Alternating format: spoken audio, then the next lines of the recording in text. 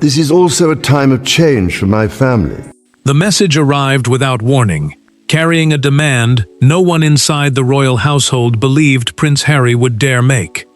He was seeking control of Ravenscroft House, a secluded fictional retreat on the Sandringham estate that King Charles had deliberately placed beyond his younger son's reach. When the monarch read the formal request, his expression hardened. Then he set the pages down and issued 5 words that changed the conflict completely. He will not have it. Before we go deeper into what this really means for the royal family, make sure to subscribe so you don't miss a single update. Charles removed his glasses and stared at the handwritten annotation clipped to the application. Ravenscroft was his private refuge, excluded from royal hospitality and protected from household traffic. Harry had instructed his solicitor, a legal representative authorized to act for him, to demand exclusive access, future occupancy rights, and recognition that the house belonged within his inheritance. The request ignored the king's earlier ban. Worse, it challenged him as a father, and as the sovereign, the reigning head of the monarchy whose authority governed access to the retreat. Harry believed the house preserved something the family had taken from him, a final place where he had once belonged, without explanation or permission. Yet his documented submission transformed that memory into a claim. He insisted that his late grandmother had intended Ravenscroft to remain available to both brothers, and a handwritten note referred to the understanding she wished preserved. Charles slowly read those unsettling words twice. He did not see reconciliation. He saw someone forcing open a relationship weakened by suspicion. The king pushed the pages across the briefing table and ordered the estate office to freeze every credential connected to the property. One security code carried Harry's old guest designation, although records said it should have been erased years earlier. Charles closed the red dispatch box, the locked case used to carry a monarch's official papers, with such force that Camilla heard it from the adjoining room. She entered moments later and found him standing beside the window, silent and rigid. She asked what had happened. He answered by pointing toward the application.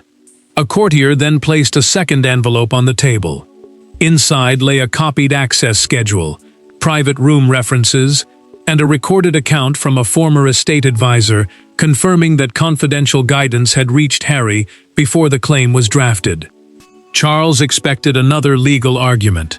Instead, he found a familiar name written beneath the advisor's statement, and the fury in his face gave way to something colder. The demand had enraged a king, but the name hidden inside that second envelope was about to wound a father. Understood. I'll prioritize speed for all upcoming sections. Slight variation above or below the target word count is acceptable, while every other rule remains unchanged.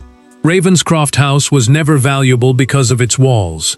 Its true power came from what happened there when cameras, courtiers, and ceremony disappeared. For Charles, it represented silence after years of public obligation.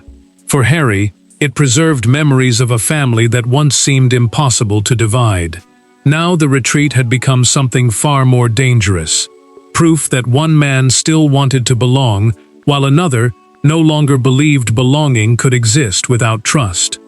Charles had first withdrawn to the house during periods of intense personal strain, when royal duty followed him from state meetings into private corridors. Courtiers, the trusted household officials who organize and protect royal life, rarely crossed its threshold. Inside Ravenscroft, the king could eat without a schedule, speak without notes, and sit without feeling watched. That freedom mattered, because every other residence belonged partly to the crown. This place felt like it belonged to the man beneath it. Harry remembered something different. He remembered private meals with his father, arguments that ended in uneasy laughter, and evenings when William joined them without aides listening nearby. Those visits never appeared in the official estate records, the restricted files documenting who may enter and use royal property. Yet the absence of paperwork did not weaken their meaning for the Duke. It deepened it. Ravenscroft was where he had once felt like a son and brother, rather than a royal problem requiring careful management. Charles remembered those evenings too, but affection had become tangled with fear. He believed he had repeatedly offered his younger son opportunities to rebuild confidence. Each disclosed conversation and public accusation made the sanctuary feel less secure. The prohibition was not intended to erase Harry. It was meant to protect the only private space the monarch believed had not yet been dragged into their conflict. But to the Duke, a locked gate carried only one message: "You no longer belong here." Camilla opened the documented claim and stopped at 3 precise references: the upstairs study, the concealed garden entrance, and the cabinet hidden behind its inner door. None appeared on public maps. The Queen Consort read the passages again, then placed the application before her husband. Someone had either entered Ravenscroft recently or obtained confidential estate records. The name inside the second envelope was connected to that access, and Charles understood that the demand had been prepared from within the circle he once trusted. William received the news during preparations for an engagement. The prince stepped away, listened silently, and asked whether his brother had contacted their father directly. He had not. William warned the king that a public rejection could turn private pain into a global spectacle, but temporary access would reward a serious breach. That left one question: why had Harry chosen a legal demand instead of a family conversation? The answer began on the afternoon Ravenscroft first became forbidden. The rupture did not begin with the solicitor's letter. It began 18 months earlier, during a winter meeting that had been designed to repair the relationship between father and son. Harry arrived expecting a private conversation. Charles arrived carrying cautious hope. Yet before the evening ended, one sentence spoken beside the retreat's unlit fireplace destroyed whatever trust remained, and transformed Ravenscroft from a family sanctuary into forbidden ground. Charles had arranged the meeting without advisors, secretaries, or household officials. The solicitor mentioned in the later claim was a legal representative authorized to act on Harry's behalf, but no such intermediary had been invited that winter afternoon. The king wanted both men to speak without blaming palace machinery, the network of staff and procedures managing royal decisions, for every painful misunderstanding. Their conversation began carefully, covering security arrangements, private family contact, and the possibility of his younger son attending selected gatherings, without returning to an official royal role. Harry wanted something deeper than invitations. He asked his father to acknowledge that he still belonged within the family's personal life, even if he no longer performed public duties. Charles answered that belonging could not survive without confidence, discretion, and respect for boundaries. The words sounded reasonable, but they struck the Duke as conditions attached to affection. He accused the monarch of replacing love with rules, while the older man insisted that loving his son did not require exposing everyone around him to further risk. Harry then said the sentence that changed everything. He revealed during their private conversation that he had preserved written notes from an earlier discussion at Ravenscroft, and might use them publicly if he needed to defend himself. The admission was clear, direct, and impossible to dismiss. Charles stared at him, realizing that even their most intimate exchanges could become evidence in another public battle. The king ended the meeting immediately and ordered the retreat permanently removed from his son's access list. Harry left without another appeal. An estate employee later recorded in a documented account that the Duke had paused beside the concealed garden entrance before continuing toward the main gates. That detail carried new weight 18 months later, because the same entrance appeared precisely inside his property claim.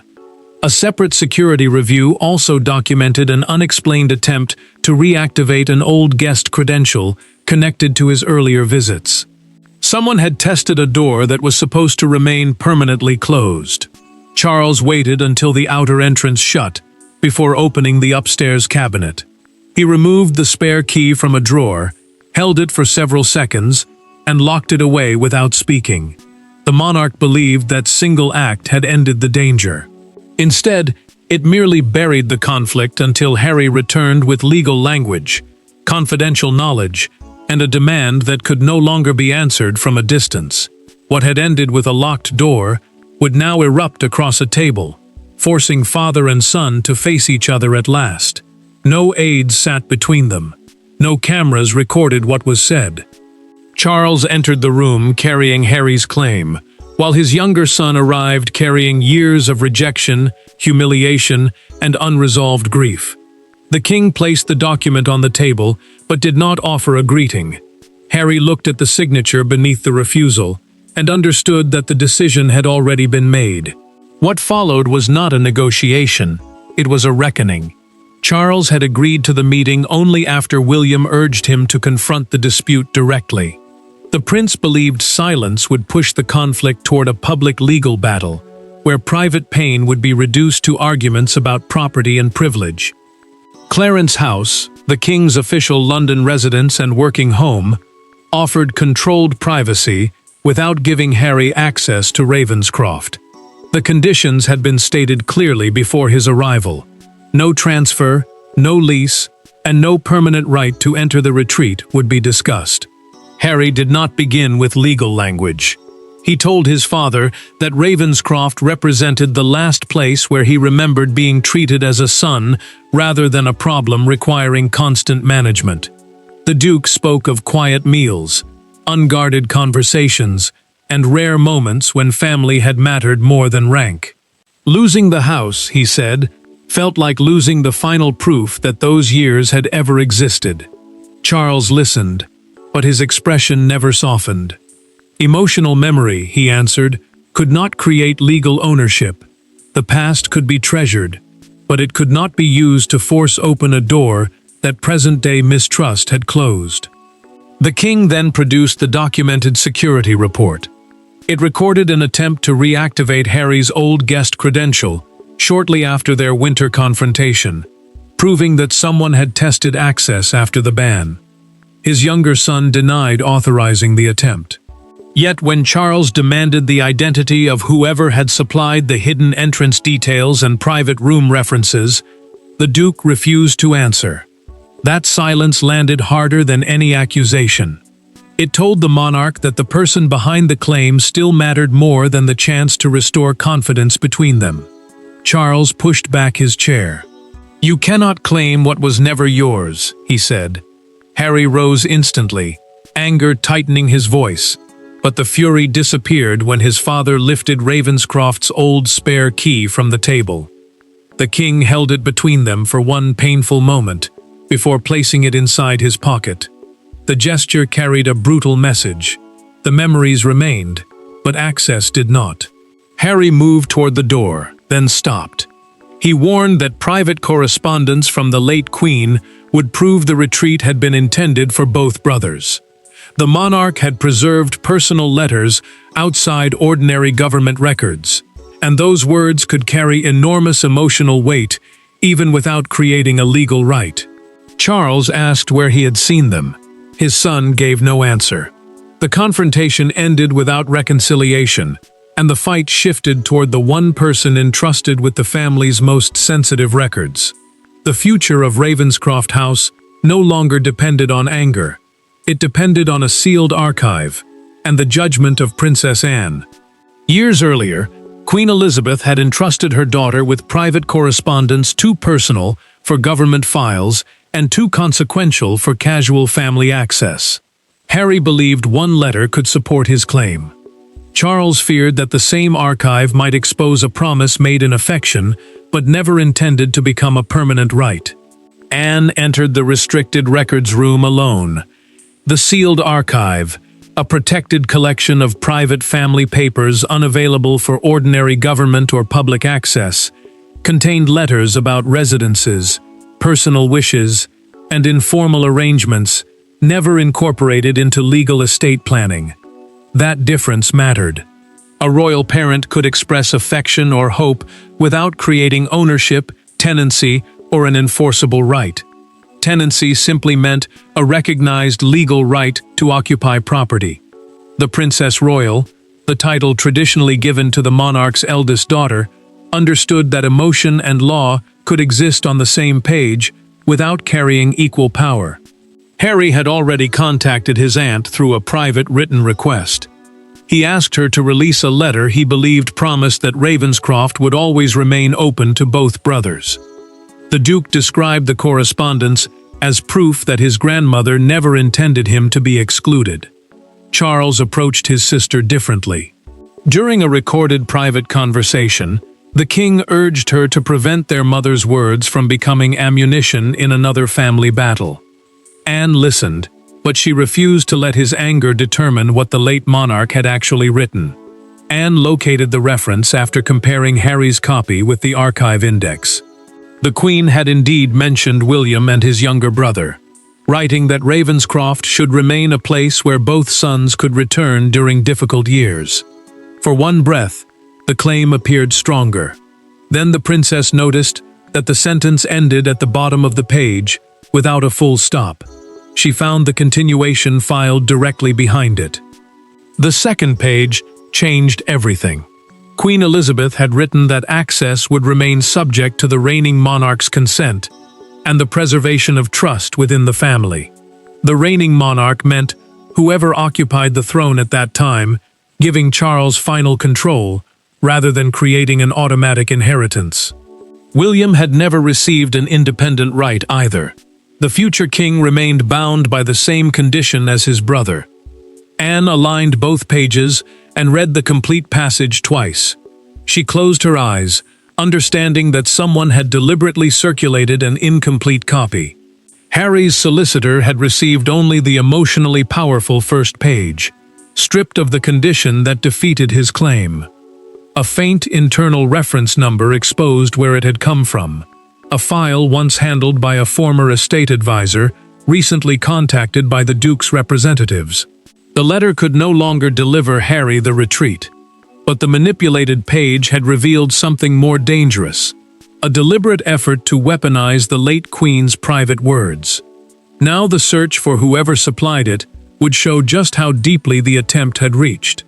By sunrise, the decision had moved from words to steel. Security officers changed the entrance codes at Ravenscroft, removed the dormant guest profile connected to Harry, and placed the garden approach under permanent restriction. Yet the hardest consequence unfolded miles away. Harry received the final notice alone and understood that the house was no longer merely inaccessible. It had become a symbol of how completely his father had withdrawn personal trust. Charles signed a formal estate directive confirming that the retreat was reserved for the sovereign's private use. The directive, a binding written instruction governing how the private estate must be managed, made clear that family connection, childhood memories, and historic access created no permanent right of entry. The sovereign meant the person occupying the throne, giving the king final control over the property. The order also barred former employees, advisors, and outside representatives from distributing maps, entrance codes, room inventories, or private correspondence connected to Ravenscroft. Harry read the refusal without speaking. His solicitor remained nearby until the Duke quietly asked to be left alone. Anger came first, sharp and immediate, but sadness followed when he reached the attached inventory. It listed several personal belongings still stored inside the retreat: old books, handwritten cards, a winter coat, and photographs from earlier family visits. Those objects proved his past had not been erased. Yet they also remained inside a house he could no longer enter, turning preserved memories into another form of exclusion. Charles felt no victory when the papers returned with his signature. He asked whether his younger son had received the news personally rather than through a public announcement. The question exposed the father beneath the monarch. He had defended the retreat, but he understood that every tightened boundary carried an emotional cost. Protecting Ravenscroft might preserve his sanctuary while pushing Harry further from the family it represented.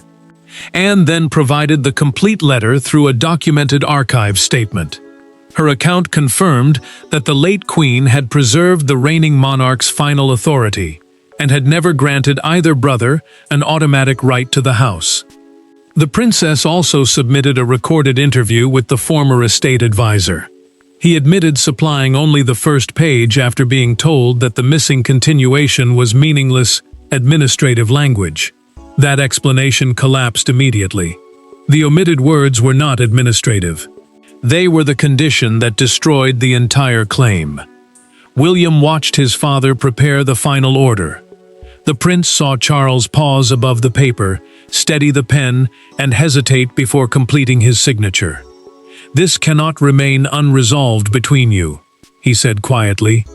The king finished signing but offered no answer. His elder son accepted that the directive had to stand, yet he also knew Harry must hear the complete truth without solicitors, officials, or manipulated documents standing between them. The property battle was over in law. The emotional conflict was not. William now faced the harder task of speaking to his brother directly and preventing Ravenscroft from becoming the permanent burial ground of their family bond. William did not call as the heir. Harry did not answer as an exile. For the first time since the claim began, the brothers spoke without advisors, statements, or legal language standing between them. William confirmed that Ravenscroft would remain closed. Harry expected a lecture, but none came.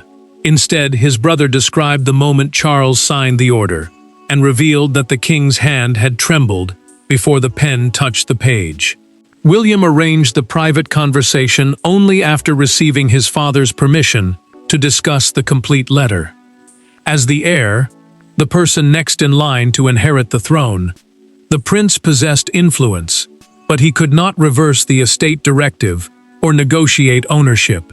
He made that limit clear immediately. The call existed for one reason: to prevent an incomplete document and a hidden advisor from defining the family's final understanding of what the late queen had intended. Harry remained defensive until his brother asked a question no lawyer had raised. Why had he tried to claim the house, instead of asking their father whether reconciliation was still possible? The Duke fell silent.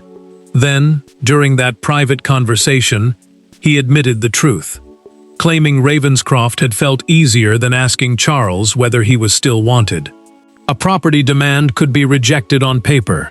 A father's rejection would cut far deeper. William answered with his own confession.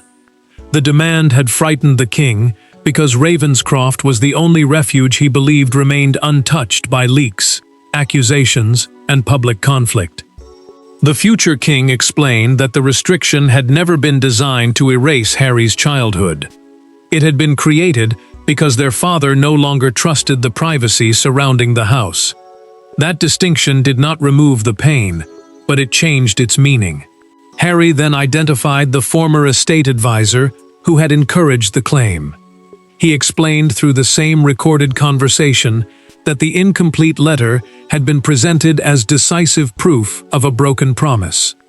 The Duke accepted that he had trusted the first page because it confirmed what he desperately wanted to believe. His brother responded with another revelation. Charles had preserved every personal belonging left at Ravenscroft. Nothing had been destroyed, discarded, or returned in anger. The boundary was defensive. It was not an erasure. Harry breathed slowly before speaking again. He told William to withdraw the claim permanently. The prince did not celebrate or claim victory. He simply promised to inform their father and asked his younger brother to send the instruction in his own words, without a solicitor reshaping its meaning. The private battle ended in that moment. Yet peace arrived too late to protect them from public judgment. Details of the dispute had already escaped, and a newspaper was preparing a headline that would turn one family's deepest wound into a national spectacle. The country learned of the dispute through a single brutal headline: Harry's claim to the king's secret sanctuary. Within hours, the retreat became a national symbol onto which every opinion about loyalty, inheritance, exile, and royal privilege was projected. Yet one image cut through the noise: A man outside Buckingham Palace, folding the newspaper beneath his arm and saying that no family home could survive if every private promise became a public weapon. The London Chronicle carried locked estate gates across its fictional front page and presented the dispute as the final test of Charles's authority over his private life. Buckingham Palace, the monarch's official London headquarters and the public voice of the royal household, refused to answer the newspaper's emotional claims. That silence mattered because any detailed response could expose private family correspondence. Yet saying nothing allowed the conflict to appear unfinished, even though Harry had already abandoned his demand. Crown Line Tonight addressed that confusion during its fictional evening broadcast. The presenter explained that no legal transfer, eviction, or inheritance ruling had occurred. The Duke had withdrawn the claim voluntarily, while the King had retained full control of Ravenscroft. Litigation, a formal dispute fought through the courts, had been avoided completely. But the facts struggled against a simpler, more explosive story. A wounded son had challenged his father for a forbidden house, and lost. Harry's supporters saw someone desperately searching for proof that he still belonged. Charles's defenders saw a father forced to protect the final private boundary he possessed.